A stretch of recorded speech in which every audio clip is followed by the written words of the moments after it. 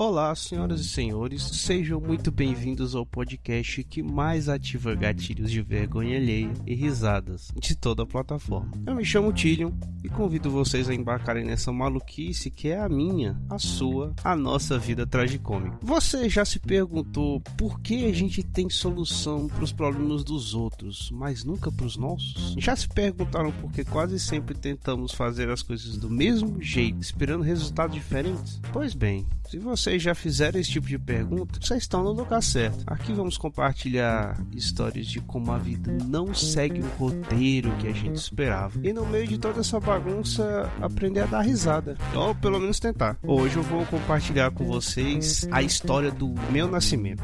Já avisando que, mesmo sem dar muito detalhe, a história pode ser um pouco nojenta, tá? Eu nasci em Teresina no ano de 96. A família toda estava ansiosa e preocupada com a minha mãe, né, o nascimento. Mas aqui vai a primeira reviravolta. Meu pai tinha saído para trabalhar e minha mãe, grávida de 9 meses, sozinha em casa, teve a brilhante ideia de comer uma bacia cheia de manga. Daí você já pode imaginar que tipo de problema que a gente pode ter daqui pra frente. De madrugada, meu pai já em casa, minha mãe começa a sentir muita cólica. Meu pai, sem saber se era só a manga ou se era contração, por via das dúvidas, levou minha mãe no hospital. E eu vou falar um negócio pra vocês. Eu nasci em um verdadeiro cenário de filme de terror. Vamos direto ao ponto. Alguém ia sair primeiro. Ou a manga ou eu. Não fui eu que saí primeiro. Agora você imagina a cena. Eu não queria nem que vocês imaginassem, mas essa é a história. O médico tá lá, minha mãe botando força, comeu um monte de manga. Cara, ficou um cenário terrível. Foi uma maluquice. Os médicos tiveram que sair correndo pra poder limpar, pra não dar infecção. As enfermeiras correndo. Meu pai, minhas tias que estavam acompanhando minha mãe sem saber de nada. E teve uma coisa que aconteceu antes, que minha mãe lembrou. Eu falei pra ela que ia contar essa história. Que minha tia também teve uma ideia genial. Dar banho na minha mãe, ela já em trabalho de parto. Na hora que minha mãe levantou, puf,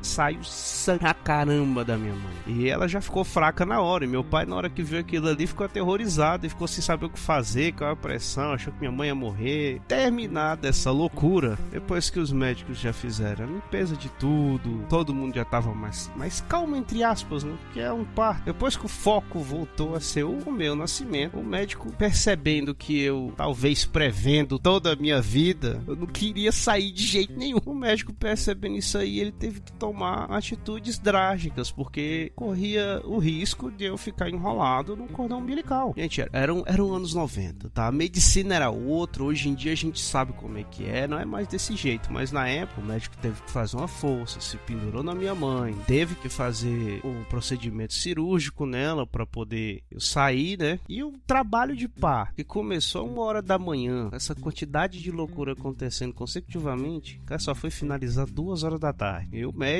fazendo força, conseguiu puxar. Só que na hora que eu saí, que o médico conseguiu me tirar, minha mãe ficou espantada, tomou um susto, porque eu nasci com metade da cabeça pra dentro, porque o médico teve que fazer muita força, e nessa muita força, acabou que a moleira afundou. Minha mãe, desesperada, o médico teve que explicar pra ela: não, minha senhora, calma, a cabeça do seu filho vai voltar ao normal.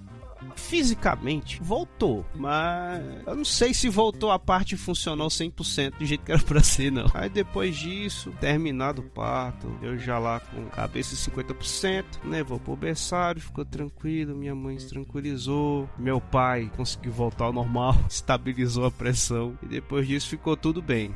Foi um dia tenso. Minha mãe, toda vez que fala dessa história, hoje em dia a gente ri, obviamente, mas imaginar uma situação dessa acontecendo com a mulher a primeira vez que ela teve filho, eu vou te falar, é um aperto complicado. Por hoje é isso, amigos. Aproveitem os pequenos momentos, aprendam a tirar coisas boas de situações complicadas e lembre-se, a vida é difícil, mas não rir dela é mais difícil ainda.